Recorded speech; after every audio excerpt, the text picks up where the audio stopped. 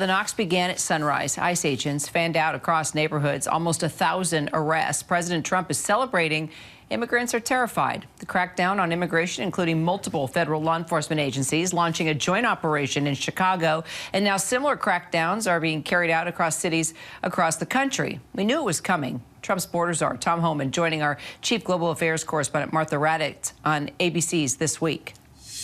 So is this what we will see every single day, ending in what the president has promised is millions and millions being deported?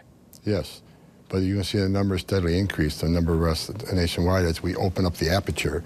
Right now it's concentrating public safety threats, national security threats.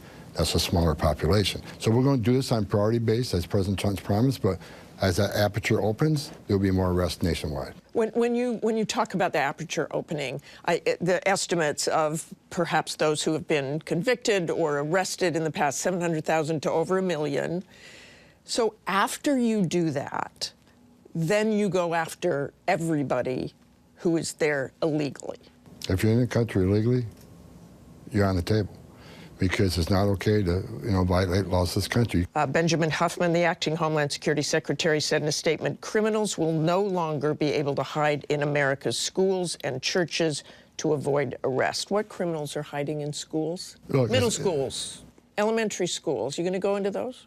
How many MS-13 members are aged 14 to 17? Many of them. So, look, if it's a national security threat, public safety threat, and what you need to understand is a case by case. Name another agency, another law enforcement agency that has those type of requirements that they can't walk into a school or a doctor's office or on a medical campus. No other agency's held to those standards. These are well-trained officers with a lot of discretion, and when it comes to the sense of location, there's still going to be supervisory review. So it's not like it's an open issue, but ICE officers should have discretion to decide if a national security threat or public safety threats in one of these facilities, then there should be an option for them to make the arrest. But someday you could go into those schools and grab people who are just in the country illegally. On a case-by-case basis, depending who they are, what the circumstances are. It's never a zero game. Never a zero game. But church and school are two places that you should be able to feel safe. And as you just heard Trump's border czar there say, it's defending his decision to allow these raids on those traditional safe havens, saying that there's consequences of entering the country illegally. Church pastors tell us this is a lot of rhetoric just designed to terrorize immigrants, while immigration lawyers question if these raids are even legal. Dr. Tommy Thompson, lead pastor of Ashburn Church in Chicago, joins us now. Also immigration attorney and former Justice Department official, Leon Fresco. So, Pastor Thompson, let's start with you. Ashburn Church has multiple sites across Chicago, including some that serve the Latino community. What are members of your churches telling you about these raids today? Yeah, we met with our staff just this morning. And by the way, thank you for having me on.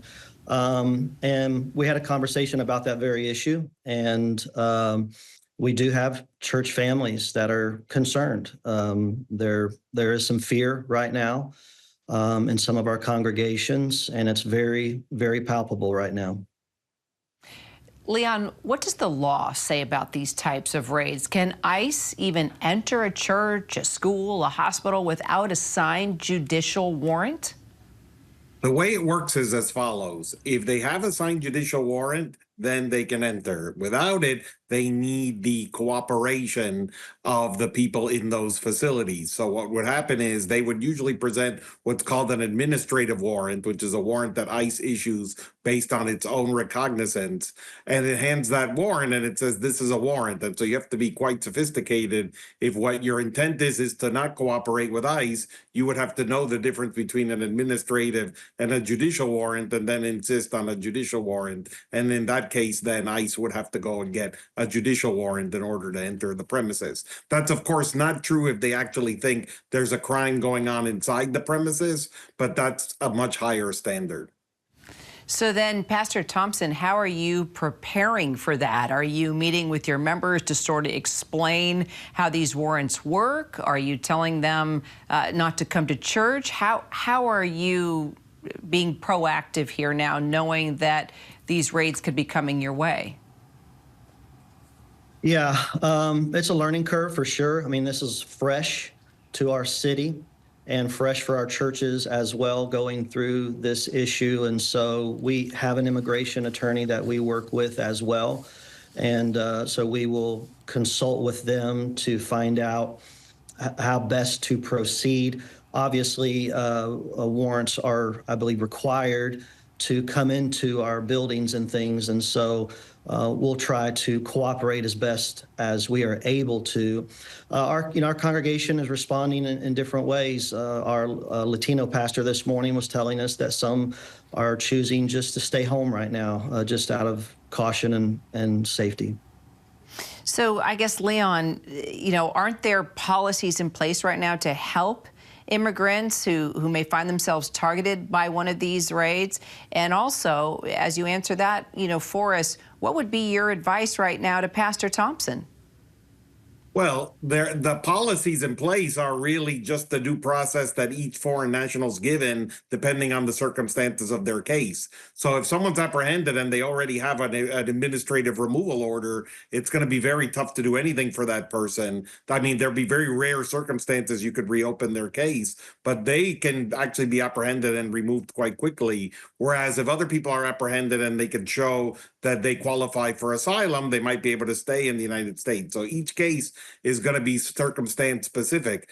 And I think for the pastors of the United States, I think this is going to be an individual decision up to each of them. I don't think I can give blanket decisions because they're going to have to decide, do they want to cooperate with ICE? Do they not want to cooperate with ICE? So the country is very fractured right now. And so some pastors would want to cooperate with ICE and others would not. And I think they're going to have to make that decision, and then they're going to have to decide if ICE comes to a church, which I still think will be very rare. I think that's only in a fugitive operation circumstance. That's not going to be a normal course of action. That's going to be someone has chosen to hide in a church in order to never get apprehended. Does the church want to cooperate in that situation? Pastor Thompson, just kind of hearing what Leon just said, this is probably something you're talking about 24/7 right now, but what are your thoughts on if indeed, ICE agents were to come to your church, what's your plan of action? Yeah, first of all, I think the likelihood of ICE actually raiding churches as a gathering point is probably, as the attorney said, would be a rare instance.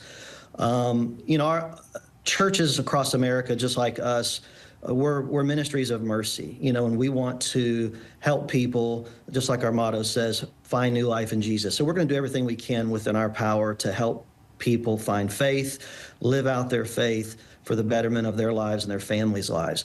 Also, at the same time, we are a land of laws. And so, we have to walk both of those lines to be compassionate and merciful to everyone equally, but then also to abide by the law as well. And so, we don't have all the answers figured out yet. We will try to do both to the best of our ability.